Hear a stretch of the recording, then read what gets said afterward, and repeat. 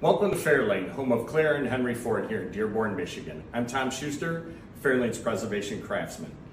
A lot of our success here hinges on the hard work of our conservation team. Speaking of our conservation team, I'm here with Caroline Thibodeau, who's our conservator. Hello. Hi, how are you? Good. So what are we working on today? We are working on basement hall hinges for the windows that are out for restoration. Oh, so what's the process you go through to kind of make these go from there to there? Well, they're covered with a lot of paint, so we use like a bone tool because it's softer than the bronze, so it won't scratch it, and we try to remove the bulk of the paint. And then once we have all the paint removed, we use a metal polish to polish it.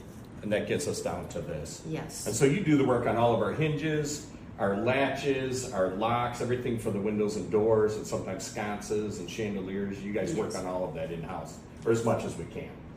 Yes. Perfect. Well, that looks great. I'm really excited to see how that one gets there. Well, thank you, Caroline. You're welcome. See you soon. Thank you for visiting Fairlane.